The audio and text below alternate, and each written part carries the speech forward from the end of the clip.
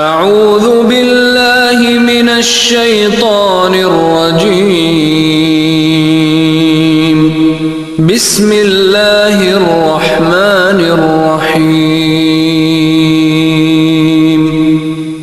الحمد للہ رب العالمین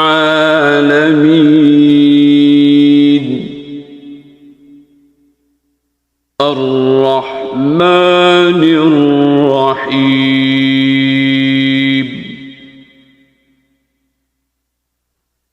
مالک یوم الدین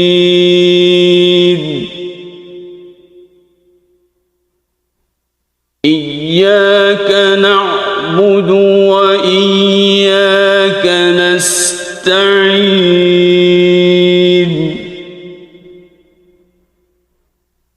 اهدنا الصراط المستقيم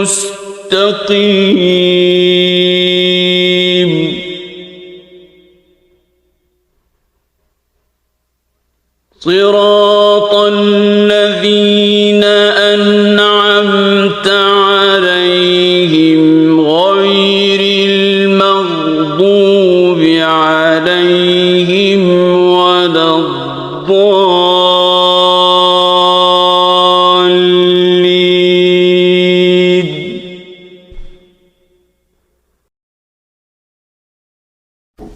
بسم اللہ الرحمن الرحیم۔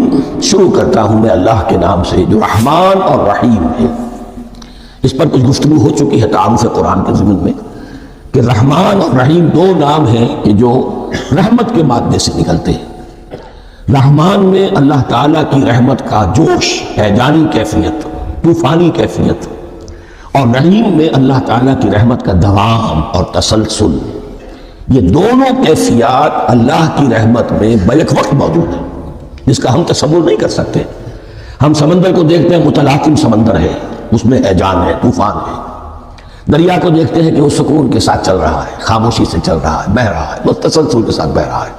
ہم ان دونوں کیفیات کو علیحدہ علیحدہ دیکھتے ہیں تو ہمارا ذہن ان دونوں کو بیک وقت اس کا تصور نہیں کر سکتا، تخیل ممکن نہیں۔ لیکن اللہ کی رحمت کی یہ دونوں شانیں مستقلاً ہر وقت موجود ہے، بیک وقت، اسی لیے ان دونوں کے درمیان کہیں حرف عطف نہیں آئے گا۔ بسم اللہ الرحمن الرحیم الحمدللہ رب العالمین۔ کل حمد، اور حمد کو ذہن میں رکھ لیجئے، حمد مساوی ہے تعریف جمع شکر۔ عام طور پر ترجموں میں ایک لفظ لایا جاتا ہے، کل تعریف اللہ کے لیے، یہ کافی نہیں ہے۔ تعریف آپ کسی شے کی کر سکتے ہیں جس میں کوئی حسن ہے، خوبی ہے، کسی بھی اعتبار سے، خواہ آپ کو اس کے حسن و خوبی سے کوئی فائدہ حاصل نہیں ہو رہا۔ ایک پھول ہے، بہت خوبصورت ہے، بس ٹھیک ہے، خوبصورت ہے، آپ نے کہا تعریف کر دی۔ شکر کرتے ہیں آپ اس شے کا جس سے آپ کو کوئی فائدہ پہنچا ہو، استفادہ ہوا ہو، آپ کی کوئی ضرورت پوری ہوئی ہو، آپ کی کوئی مشکل دفع ہوئی ہو۔ اور آپ دیکھیں گے کہ حمد میں یہ شکر کا پہلو غالب ہے۔ جتنی بھی دعائیں ہیں حضور سے منقول، شکر کے مقام پر وہاں حمد آتا ہے۔ بھوک لگی ہوئی تھی، کھانا کھایا، الحمدللہ الذی اطعمنی وسقانی۔ اب یہاں دیکھیے ترجمہ تعریف نہیں، شکر ہے اس اللہ کا جس نے مجھے کھلایا اور پلایا۔ آپ بیت الخلاء سے باہر آئے، نجاستیں آپ سے دور ہو گئی، طبیعت میں انشراح ہوا، الحمدللہ الذی اذھب عنی الاذی وعافانی۔ وہ شکر ہے اس اللہ کا جس نے اذیت بخشی، نے مجھ سے دور کر دی اور مجھے عافیت بخشی۔ تو یہ الحمدللہ رب العالمین، اللہ تعالیٰ کا حسن و کمال اور حسن و جمال اپنی جگہ بھی اس انتہا کا ہے کہ جتنی تعریف اس کا حق ہے ہم کر ہی نہیں سکتے، لیکن اس کے احسانات اور انعامات ہم پر اتنے ہیں کہ ہم ان کو بھی گن نہیں سکتے۔ لہذا ایک ہی احصاء ہم نے کر دیا الف لام کے ساتھ، الحمدللہ رب العالمین۔ تمام تعریفیں اور کل شکر اللہ کے لیے ہیں کہ جو تمام جہانوں کا پروردگار ہے، رب ہے، مالک ہے۔ رب میں ایک مفہوم ہوتا ہے ربوبیت کا، اور اس میں مفہوم شامل ہوتا ہے تربیت کا، ربیانی صغیرا۔ تو مالک ہونا اور تربیت دینا، آپ جس شے کے مالک ہوں گے آپ چاہیں گے اس میں بڑھوتری ہو، اس میں اضافہ ہو، وہ نشو و نما پائے۔ یہ دونوں چیزیں آپس میں ایک دوسرے کا جڑی ہوئی ہیں، پروردگار بھی اور مالک بھی۔ عام طور پر عربی میں رب کا لفظ مالک کے لیے آتا ہے، رب البیت، رب الدار، رب المال۔ تو مالک وہاں پر ظاہر بات ہے کہ اس سے مراد کیا ہے؟ مال والا، گھر والا، گھر کا مالک۔ تو کل شکر اور کل تعریف اس اللہ کے لیے ہے جو تمام جہانوں کا مالک بھی ہے اور پروردگار بھی ہے۔ الرحمن الرحیم، رحمان ہے اور رحیم ہے۔ اب دوبارہ اس کی میں وضاحت نہیں کروں گا۔ مالک یوم الدین، یوم دین کا مختار مطلق ہے۔ دین عربی زبان میں کہتے ہیں بدلے کو، دناہم کما دانو کما تدینو تو دانو، یہ کہاوت ہے۔ جیسے اردو میں ہم کہتے ہیں جیسا کرو گے ویسا بھرو گے، کما تدینو تو دانو، تو یہ ہے بدلہ، اس کا بنیادی مفہوم جو ہے وہ بدلہ ہے۔ تو بدلے کا ایک دن ہے جس دن فیصلہ ہوگا کہ کون کیا کما کر لایا ہے، اسے کیا بدلہ ملنا چاہیے۔ آیا اس کا برائیوں کا پلڑا بھاری ہے کہ اسے سزا ملنی چاہیے، یا اس کی حسنات اور نیکیوں کا پلڑا بھاری ہے کہ اسے جزا ملنی چاہیے، اس کا انعام اور اکرام کے ساتھ معاملہ کیا جانا چاہیے۔ وہ ایک دن ہے، اسے ہم یوم القیامہ کہتے ہیں۔ اور لیکن اصل بات جو یہاں کہی گئی، یعنی ایک جملے میں تین باتوں کا اعتراف ہو رہا ہے۔ بعث بعد الموت، ایک دن آئے گا کہ ہم مرنے کے بعد تمام انسان اٹھا لیے جائیں گے، پھر حساب کتاب، پھر اللہ کے ہاں حاضری ہوگی اور حساب کتاب ہوگا۔ اور تیسرا یہ کہ اس حساب کتاب کے دن کا مختار مطلق اللہ ہے، یعنی کسی اور کو اپنے ذہن میں سہارا بنا کر آپ زندگی گزاریں کہ وہ مجھے چھڑا لے گا، یا وہ ہستی جو ہے اتنی زوردار ہے کہ وہ مجھے بچا لے گی، اس سے اپنے دل کو، اپنے ذہن کو بالکل پاک کر لیجئے۔ مالک یوم الدین، ایک دوسری جگہ پر قرآن میں آیا ہے، اس روز کوئی پکارنے والا پکارے گا لمن الملک اليوم للہ الواحد القہار، آج کے دن کس کا اختیار مطلق ہے؟ اور پھر کہا جائے گا اللہ کے لیے، الواحد قہار، جو پوری طرح چھایا ہوا ہے، بس تولی ہے۔ تو مالک یوم الدین، جو جزا و سزا کے دن کا مالک ہے۔ اب یہاں سے کلام ایک رخ بدل رہا ہے۔ ابھی تک تو یہ غائبانہ انداز میں کلام ہو رہا ہے، اللہ سے خطاب نہیں آیا اس میں ابھی۔ الحمدللہ رب العالمین الرحمن الرحیم مالک یوم الدین۔ اب خطاب ہے ایاک نعبد و ایاک نستعین، ہم صرف تیری ہی بندگی کرتے ہیں اور کریں گے، اور ہم صرف تجھی سے مدد مانگتے ہیں اور مانگیں گے۔ یہ ترجمہ میں کیوں کر رہا ہوں کہ یہ فعل مضارع ہے۔ عربی زبان میں فعل مضارع حال اور مستقبل دونوں کو کور کرتا ہے۔ ایاک کا جو ہے مفعول فاعلی جو ہے، مفعول جو ہے اس میں ضمیر مفعولی، اسے پہلے لا کر حشر کا مضمون پیدا ہو گیا۔ ہم تیری بندگی کرتے ہیں نہیں، ہم تیری ہی بندگی کرتے ہیں اور کریں گے۔ حال میں ترجمہ کیجئے تو یہ اظہار حال ہے، اور مستقبل میں ترجمہ کیجئے تو یہ ایک عہد ہے، قول و قرار ہے، بہت بڑا معاہدہ ہے۔ وَإِيَّاكَ نَسْتَعِينُ، اور صرف تجھی سے مدد مانگتے ہیں اور مانگیں گے۔ اس میں بھی حال کا ترجمہ اظہار حال، اللہ کرے کہ واقعی ہمارا حال وہی ہو، جب ہم یہ الفاظ کہتے ہیں تو واقعتاً ہم اس پر پورے اتر رہے ہوں کہ اسی کی بندگی کر رہے ہوں اور اسی سے ساری استعانت اور استمداد کر رہے ہیں۔ جہاں تک مستقبل کا تعلق ہے وہ پھر ایک عہد ہے، اہدنا الصراط المستقیم، یہ مقام وہ آ گیا کہ یہاں تک تو اے پروردگار ہم پہنچ گئے، تیرے فضل سے، تیرے کرم سے۔ فطرت سلیمہ بھی تیری عطا کردہ تھی، عقل سلیم بھی تیری ودیت کردہ تھی، ان دونوں کی روشنی سے ہم یہاں تک تو پہنچ گئے۔ اب ہماری جو ضرورت ہے، احتیاج ہے، وہ کیا ہے؟ اہدنا الصراط المستقیم، ہدایت بخش ہمیں سیدھے راستے کی۔ یہاں دو باتیں سمجھ لیجئے۔ انفرادی سطح پر انسان کے لیے نہ معلوم کتنے مرحلے آتے ہیں ہر روز کہ جس میں وہ ایک چھٹک کر کھڑا ہو جاتا ہے، یہ کروں یا یہ کروں، دو آلٹرنیٹو سامنے آ رہے ہیں، فیصلہ کرنا مشکل ہو رہا ہے۔ قدم قدم پر ہدایت کی ضرورت ہے۔ اور اجتماعی طور پر نوع انسانی تین بڑے بڑے تمدنی مسائل میں واقعہ یہ ہے کہ تسلیم کر لیا جانا چاہیے کہ عقل انسانی اس کو راستہ نہیں دکھا سکتی۔ عام معاشرتی سطح پر مرد اور عورت کے درمیان حقوق اور اختیارات کا کیا توازن ہو، ناممکن ہے، انسان طے نہیں کر سکتا۔ انسان یا مرد ہے یا عورت ہے۔ عورت سوچے گی اپنے جذبات کا، اپنے خیالات کا لحاظ رکھے گی، مرد کے جذبات و احساسات کا اس کا کوئی تصور ہی ممکن نہیں۔ مرد سوچے گا اسے اپنے احساسات معلوم ہے، لیکن یہ کہ عورت کے احساسات سے وہ نابلد ہے، ان کو محسوس کر ہی نہیں سکتا۔ لا محالہ وہ اپنے بارے میں وہ جو بھی نظام بنائے گا اس میں وہ اپنی بالادستی رکھے گا۔ وہ تو ایک ہی ہستی ہو سکتی ہے کہ جو دونوں کی خالق ہے، مرد کی بھی عورت کی بھی، اور اس کو دونوں سے محبت ہے، دونوں کا خیر خواہ ہے، دونوں کا رب ہے، دونوں کو پروان چڑھانا چاہتا ہے۔ اسی طرح فن اور معاشرہ یا ریاست، حکومت اور ریاست ہمیشہ یہ چاہتی ہے کہ سارے اختیارات ہمارے ہاتھ میں آ جائیں، ٹوٹلیٹیرین سوسائٹی ہو، بس ہم حکم دیں اور لوگ اس پر چلیں۔ افراد یہ چاہتے نہیں ہمیں آزادی ہونی چاہیے. اب آپ دیکھیے کہ دنیا میں کتنے جھگڑے چلتے ہیں اسی پر، فریڈم فریڈم فریڈم. وہ فریڈم واقعتاً اپنی جگہ پر ایک شے ہے، افراد کی آزادی ہونی چاہیے، لیکن افراد کی آزادی اتنی نہ ہو جائے کہ وہ مادر پدر آزاد ہو جائے.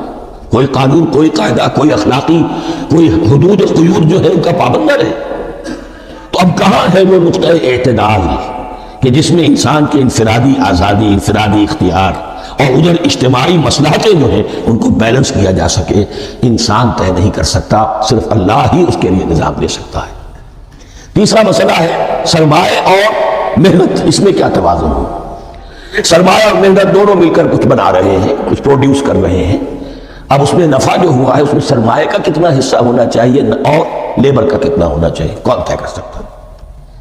اس کے لیے بھی کہ ایسا نہ ہو کہ سرمایہ داری جو ہے آکاش بیل بن کر پورے معاشرے پر چھا جائے اور غریب بیچارہ، مزدور بیچارہ، کاشتکار بیچارہ وہ گویا کہ چکی کے دو پارٹوں میں پس کر رہ جائے، اس کی کوئی حیثیت نہ رہ جائے.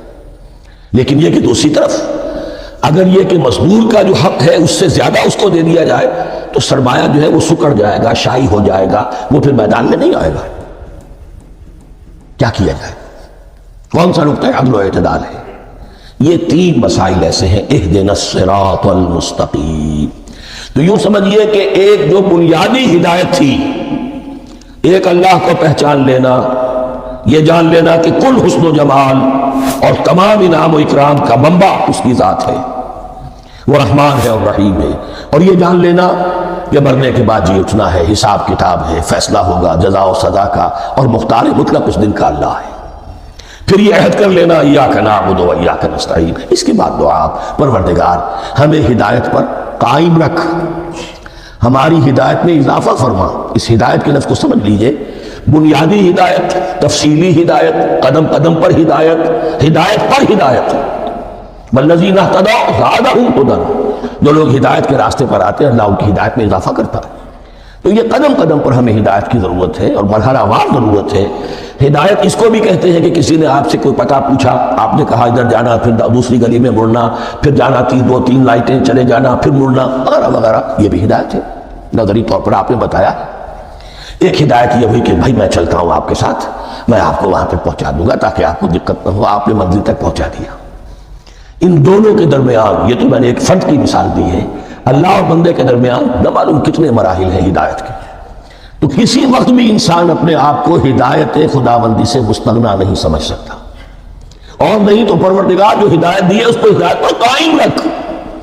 کیا پتہ شیطان کا کوئی حملہ، کیا پتہ ہمارے نفس کی کوئی شرارت کسی ایسے رخ پر ہمیں ڈال دے کہ اب تک کی ساری کمائی بھی ضائع ہو جائے. لہذا یہ نہ سمجھیے کہ جب یہ ساری چیزیں ان کو معلوم تھی، وہ ان چیزوں کا تو اقرار کر رہے تو اب ہدایت کون سی مانگ رہے ہیں؟ تو ہدایت کا تو بڑا میدان کھلا ہوا ہے. اور اس ہدایت کی وہ جو میں نے آخری شکل آپ کو بتائی ہے، یہ منزل مقصود تک پہنچا دے. یہ ہدایت بھی قرآن مجید میں اس معنی میں بھی لفظ آیا ہے کہ اہل جنت جب جنت میں داخل ہوں گے تو جو ترانہ حمد ان کی زبان پر اس وقت ہوگا وہ کیا ہے؟ الحمدللہ الذی ہدانا لہذا وما کنا لنہتدی لولا ان ہدانا اللہ.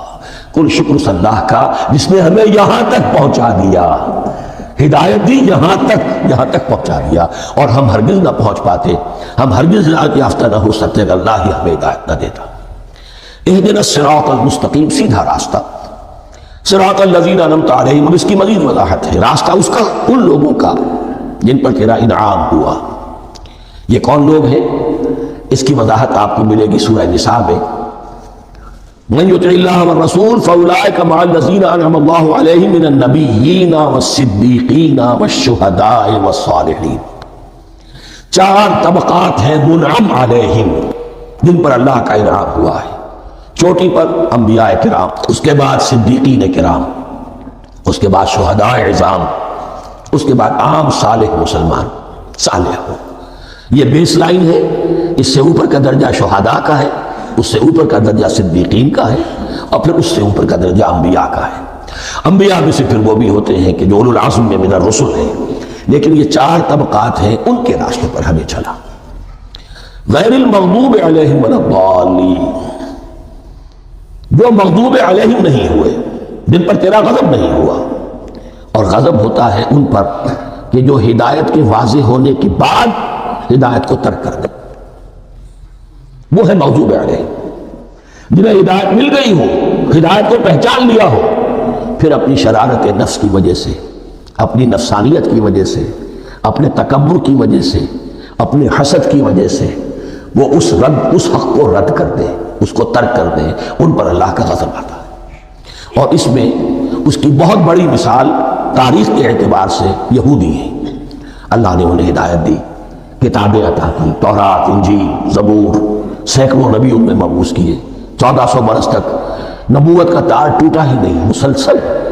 ابتدا میں بھی 2 نبی، موسیٰ اور ہارون، اور اختتام پر بھی 2 نبی، عیسیٰ اور یحییٰ علیہ السلام، اور ان کے مابین کوئی لمحہ نہیں آیا ہے تاریخ بنی اسرائیل میں جبکہ کوئی نہ کوئی نبی موجود نہ ہو۔ لیکن انہوں نے اپنی شرارت نفس کی وجہ سے ہدایت تورات سے بھی منہ موڑا، اور پھر سب سے بڑی بات یہ کہ ہدایت محمدی سے، ہدایت قرآنی سے بھی صلی اللہ علیہ وسلم منہ موڑا۔ وہ ہے مغضوب علیہم ولا الضالین، اور نہ ہی گمراہ ہوئے۔ یہ لفظ جو آتا ہے عربی زبان میں گمراہ کا بھی ہے اور تلاش حق میں بھٹکنے والے کا بھی ہے۔ ایک وہ شخص ہے جس پر حق ابھی واضح نہیں ہوا، وہ تلاش میں ہے، اس کے لیے بھی ضال کا لفظ آئے گا۔ اسی طرح کوئی شخص کسی کے عشق اور محبت میں ایسا ہو جائے، دیوانہ ہو جائے، اس کو بھی ضال کہتے ہیں، یعنی اس کے اوپر جذبات کا اتنا غلبہ ہو گیا ہے کسی کی محبت اور عشق کی بنا پر۔ تو حضور کے لیے یہ لفظ آیا ہے وَوَجَدَكَ ضَالًّا فَهَدَىٰ، اور یہ تو سورۃ الضحیٰ ہے، اکثر بیشتر لوگوں کو یاد ہوگی۔ تو یہ جو ضال کا لفظ ہے اس میں سمجھ لیجئے ضروری نہیں ہے کہ وہ گمراہ ہو، بلکہ وہ بھی کہ جو ابھی راہ ہدایت کی طلب میں، اس کے حصول کے لیے اس کی تلاش میں کوشاں ہیں، اور وہ بھی کہ جو کسی مغالطے کی وجہ سے حق سے منحرف ہو جائے۔ یہ بھی جان لیجئے کہ ایک ہے بدنیتی، تکبر، حسد، حق کو جان کر پہچان کر رد کر دینا یا چھوڑ دینا یا ترک کر دینا۔ ایک ہے کسی غلطی میں، کسی جذبات کے اندر آ کر، کسی غلو کے اندر مبتلا ہو کر اور حق سے منحرف ہو جانا۔ اس کی جو سب سے بڑی مثال ہے وہ نصارہ ہے، عیسائی ہے۔ حضرت مسیح کو انہوں نے مانا لیکن غلو کیا، یہ لفظ آئے گا آگے، لا تغلو فی دینکم، اپنے دین میں غلو نہ کرو۔ جیسے ہمارے ہاں بھی بعض لوگ ہیں جو حضور صلی اللہ علیہ وسلم کی تعریف میں، حضور صلی اللہ علیہ وسلم کے ساتھ اپنی محبت کے اظہار میں غلو کر جاتے ہیں۔ یہ انتہا درجے کو ہو گیا تھا حضرت مسیح علیہ السلام کے ماننے والوں میں، اور اس کی بنا پر انہوں نے تثلیث کا عقیدہ ایجاد کر لیا اور حضرت مسیح علیہ السلام کو اللہ کا بیٹا بنا دیا۔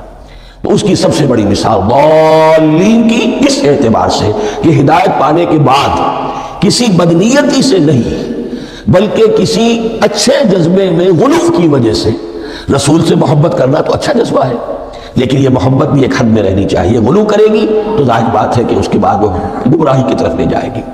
یہ ہے اس سورہ مبارکہ کا ترجمہ، اور اس کے بعد آخر میں آمین کہنا یہ مسنون بھی ہے، کہنا چاہیے۔ البتہ اختلاف یہاں بھی صرف اتنا ہے کہ نماز میں جب آپ امام کے ساتھ ہیں، وہ اگر جہری قرات کر رہا ہے تو آیا اس کے بعد آپ کو بھی بالجہر کہنا ہے آمین یا نہیں کہنا، یہ اختلاف ہے، ان میں کوئی فرق واقع نہیں ہوتا۔ یہ چیز متفق علیہ کہ کہنا ہے آمین، بلکہ یہ آمین تو یہودیوں میں ہے، یہ آمین جو ہے یہ عیسائیوں میں بھی ہے۔ ان کی بھی جو پریئر، لارڈس پریئر ہے، اس کے بعد آمین، وہ آمین کہتے ہیں، وہ فرق لفظ ایک ہی ہے۔ اس لیے کہ عبرانی زبان اور عربی زبان، یا تو ہم یہ کہہ سکتے ہیں کہ دونوں بہنیں ہیں، کوئی ایک مشترک زبان تھی ان کی ماں جس کی یہ 2 بیٹیاں ہیں، اور یا یہ کہنا پڑے گا کہ عربی زبان کی ماں جو ہے وہ عبرانی زبان ہے۔ بہرحال بڑا قریبی رشتہ عربی کا اور عبرانی کا ہے، اس اعتبار سے وہ آمین۔ اب آپ کو معلوم ہے ہم السلام علیکم وہ کہتے ہیں، وہ سلام کہتے ہیں، فرق کیا ہے؟ وہ تو تلفظ کا فرق ہے۔ اسی طریقے سے اور بہت سے الفاظ ہیں، میں بعد میں بتا